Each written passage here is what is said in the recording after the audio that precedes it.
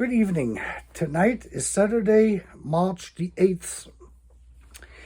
And at this time it is about 8:13 p.m. Central Standard Time in America. And I thought I'm going to make another video here, pretty quick sequences of videos, because I read a few things today, interestingly enough, out of the Kiev Post, which stated that the big elephant in the room here for the Ukraine is China. And there's a few things to be said to this.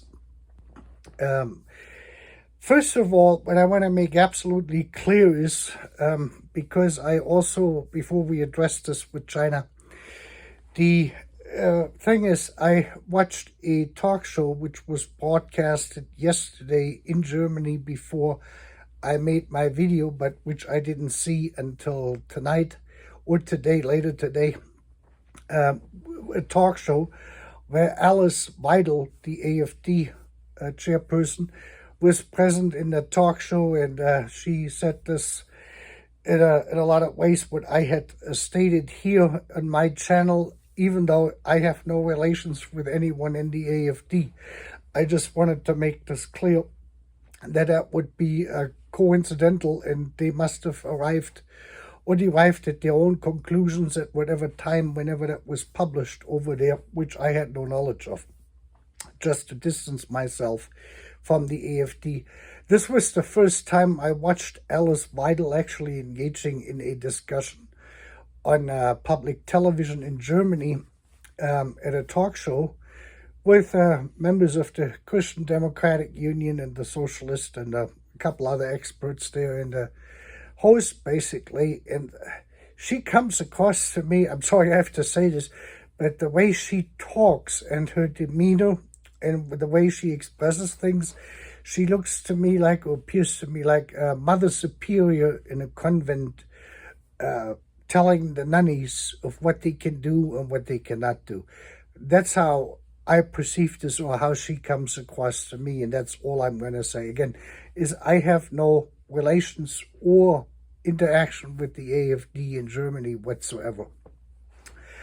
On the other hand is, with that being said, the other thing is I also wanted to make absolutely clear, which may not have come over correctly or fully in the video I made yesterday, and that is the unbelievable situation we're looking at with the Ukraine being sort of forced into a peace, trying to defend their nation which was invaded. And of course I agree with this concept. That is something we have never really seen like this exactly in history.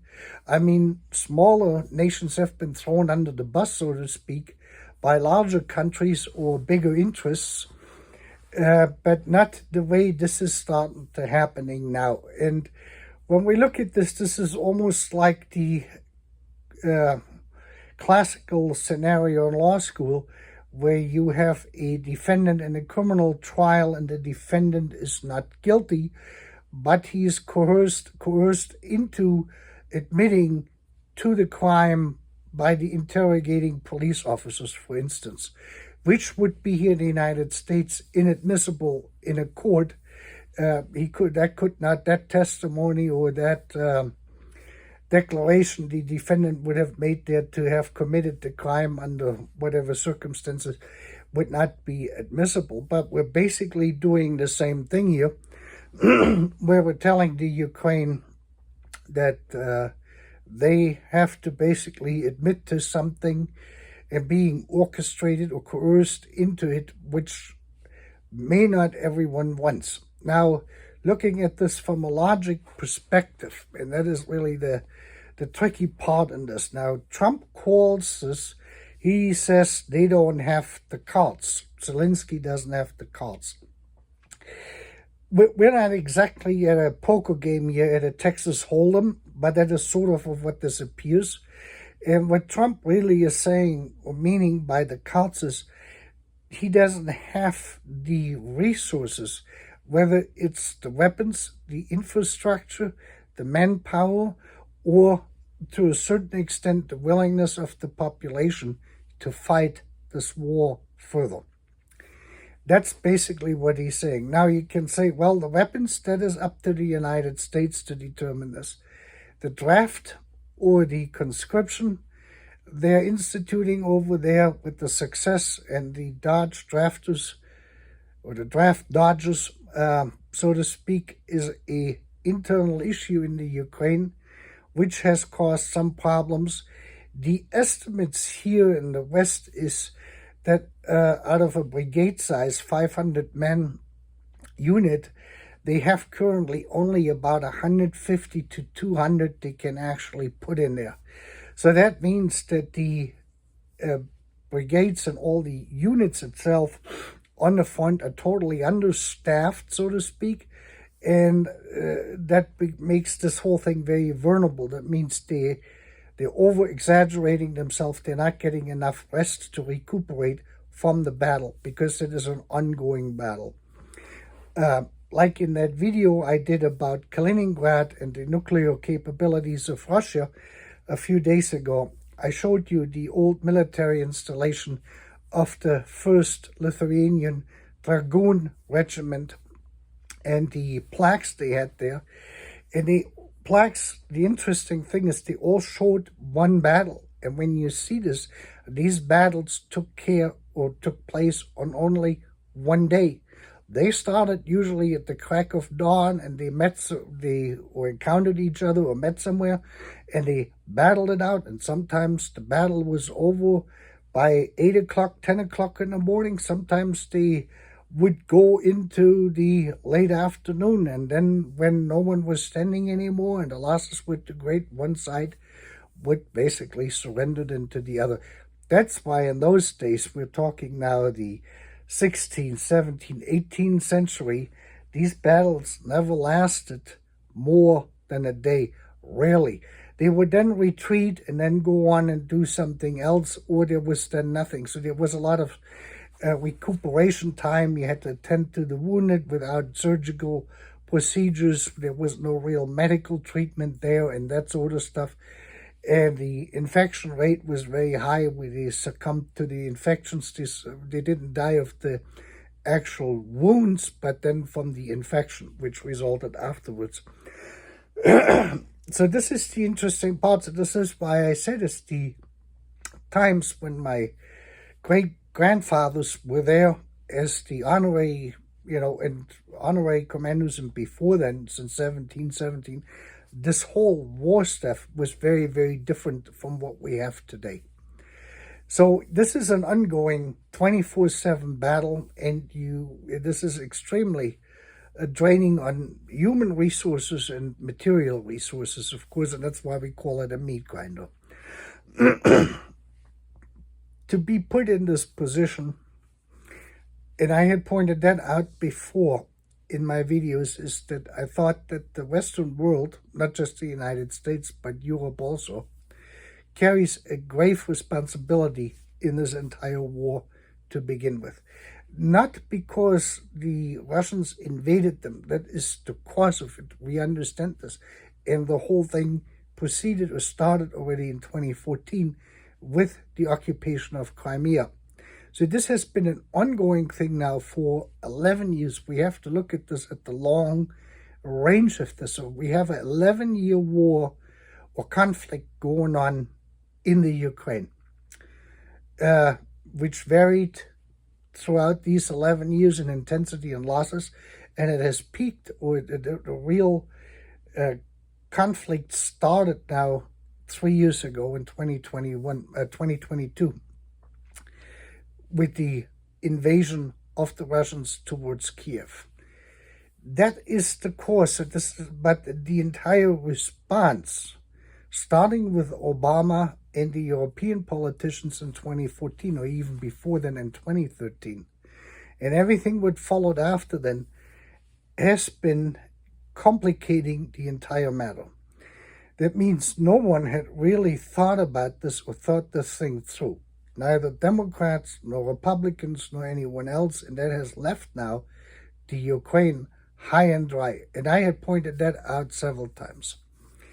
And this was the issue I had in the beginning when I was talking about these issues in the videos here I made, was that I thought that the amount of weapons which should have been immediately delivered to the Ukraine to overpower the Russian forces in the very beginning, that did not happen. And that developed then, well, now we have to send this. Now we have to send that. Now, over a 3-year period of time, weapons came, but late, and Zelensky had asked for them. So this is a catastrophic fault in the Western world. And I'm sure that people in Germany or in other countries in Europe or here in the United States, Democrats don't want to hear this, but this is the reality. And now we're in a position where Trump comes in and says, I really don't want to go on with a war I basically inherited from Biden because Biden didn't know, or his administration didn't know, on how to respond to this properly. And with that being said, now, like I mentioned earlier, the Kiev Post had published an article that they think that Trump has to withdraw the troops out of Europe with NATO because of the developing China conflict. Now, when we look at China, we have to look, first of all, at the imperialism of the United States, and here primarily in the 19th century. The trade until the Civil War was such that the Portuguese, the Spanish, and the British primarily brought the slaves over to the United States from Africa, the slave market. That ended pretty much with the Civil War, with the abolition of slavery. Internally, you had the displacement of the native people here, the Indians itself, which had been moved around the country. Many perished in this. So these two things here are internal issues which were resolved. At the same time, in the latter part of the 19th century, America started to look for raw materials which were not available here in the United States, and for an increasing security because of the naval development in Europe primarily, with France building a larger and larger navy. The British were building a navy. The German Empire then, starting in 1870-71, started to develop a navy. And so there was an Italian navy, the Belgians had a navy, the Dutch had a navy. Everyone had a large or ever-increasing naval fleet available because of colonization. And that was the protection of the trade, basically, between the old continent, Europe, and the new continents, Latin America, South America, Africa, and to a certain extent into Asia. Because all of this was primarily done by ship. You had pirates, the Pirates of the Caribbean, just as an example. So there was a lot of stuff going on. The British fleet had a heavy presence in the East Indies there, and then the Dutch and the French, Guyana, and on northern South America, and the northern part there next to Venezuela. That is French Guyana, that is French territory even today. And then you have the Guadeloupe and Martinique, those islands. You have the Dutch Indies, you have the British Indies. The Virgin Islands were split up, and all of the stuff for sugarcane, the rum which came with it, slave trade, and all of the stuff was intermixed there. And here the United States saw that they had to develop a navy, for one, which was present on both coasts. They had to establish a channel, which is today the Panama Canal, to be able to transfer naval ships and commerce between East and West Coast fairly rapidly through Panama, through the Panama Canal. That's why it was American, sorry. And then the business interests shifted into the Pacific.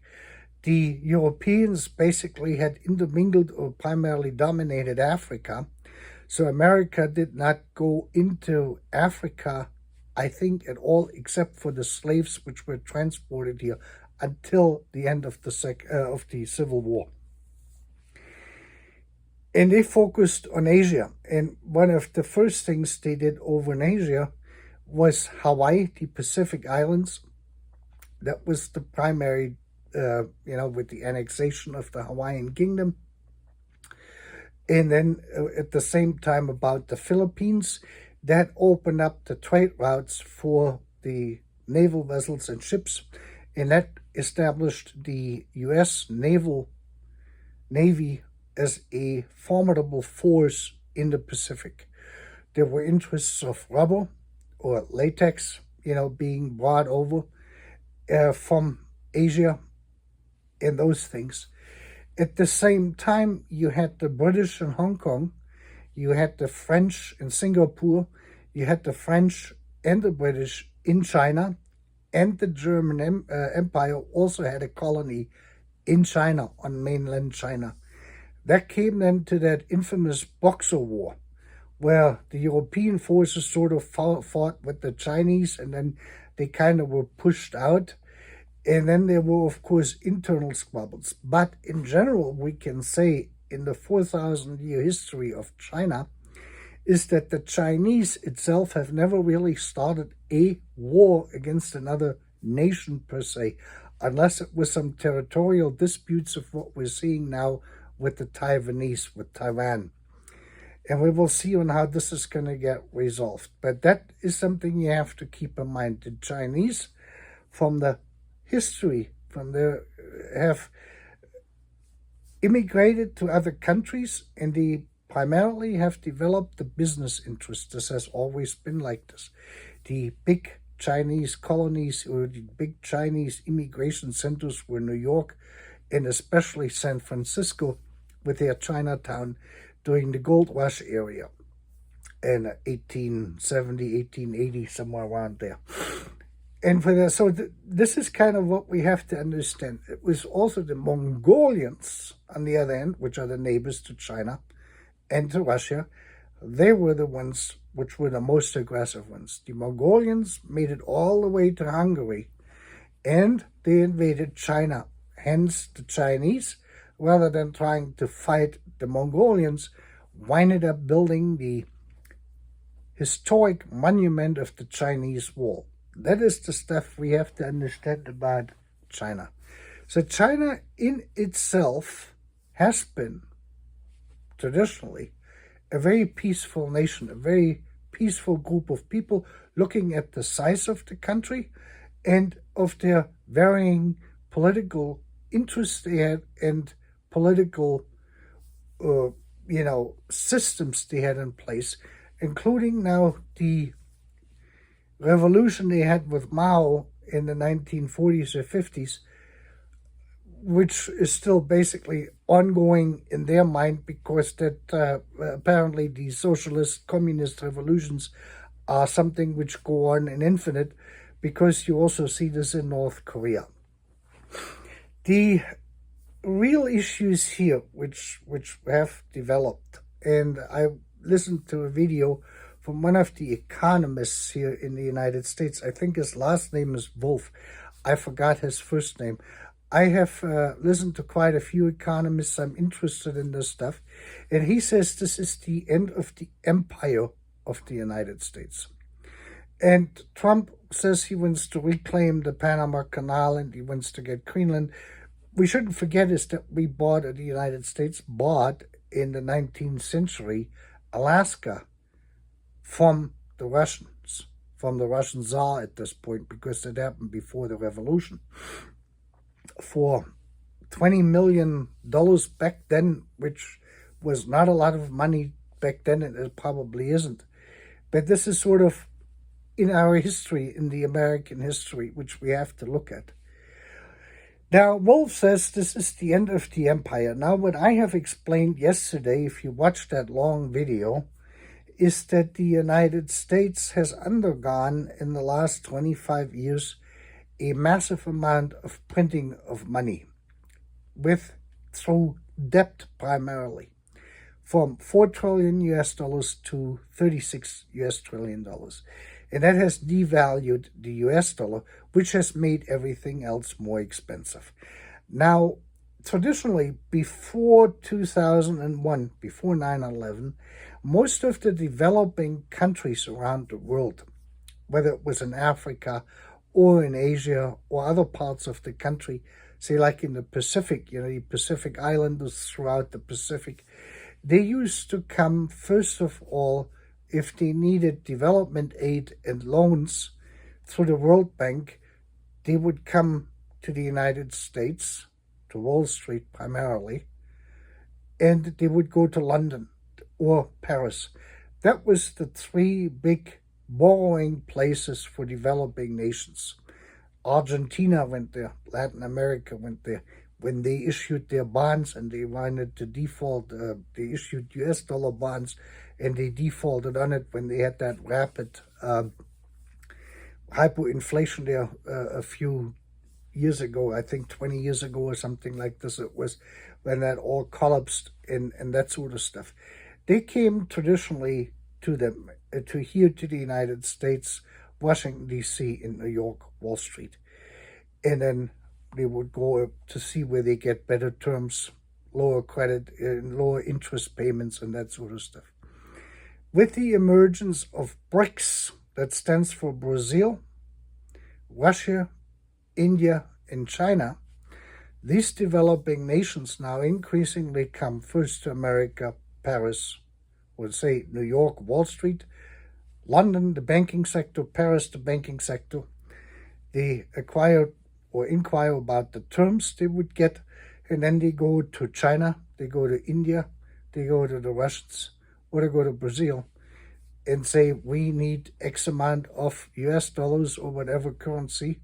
We want to build a railroad. Just as an example, we need to build a new railroad line. We need to build a new port. We need to build a new airport, harbor, whatever the case might be. And now you have China in this. They say, we can give you much better terms. And now it is China who is financing and in the end building it for them.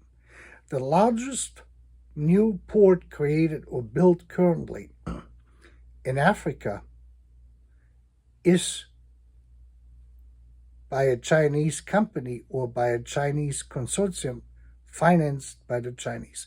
This is why I said we had given away Africa, or we had yielded Africa in that sense to China. And this is, on one hand, it is good. On the other hand, it is not good, because that was a big income factor for Goldman Sachs and all of those people, all of these investment bankers in London, in Paris, and in New York primarily.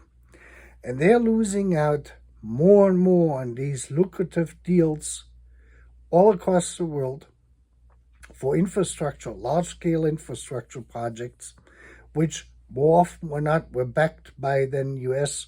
government guarantees, loan guarantees, and that sort of stuff, to especially China and increasingly Brazil. Russia, right now with the war, has not been as much of a factor in this. And this is the change where we're looking at what economists here in the United States describe as the end of the empire of the United States. And this is all homemade. The United States, Washington, D.C., created this with their policies they had put in place, Democrats and Republicans, since 9/11 in 2001, like what I explained yesterday. China in itself is not going to be a big factor with Taiwan. There's a whole bunch of stuff going on there, but the Taiwanese have effectively taken over Taiwan already, because if you manufacture as a foreign company in China and you are getting parts from Taiwan incorporated or these parts you're making are made in Taiwan, then they say made in Taiwan, ROC, Republic of China. If you don't put this on the product which is made in Taiwan, then the Chinese government can actually sanction you. That is something you need to know and keep in mind. So the de facto punishment of that region, Taiwan, has taken place already. This has developed for, I would say, since Obama has gotten into office throughout all these years until now. If the Chinese are going to invade now Taiwan to formally take this over or not, I wouldn't like to give you a prediction on this, but that is the boiling, that is sort of the Ukrainian situation in Asia primarily. Besides of having North Korea with nuclear capabilities there and this whole scenario, I mean, we have seen the interaction now between Russia and North Korea, with North Korea sending soldiers to Russia or to the Ukrainian front, basically, and the assistance basically North Korea has received from China to develop their country. That is one country where China is heavily invested in and is in support of, is the North Koreans, because with their nuclear weapons in that particular area, they're keeping the Russians basically at bay and the United States, because North Korea can reach with their intercontinental ballistic missiles they have and their nuclear warheads, reach the West Coast and Hawaii. They wouldn't come here to the middle where I'm at, they won't reach that far.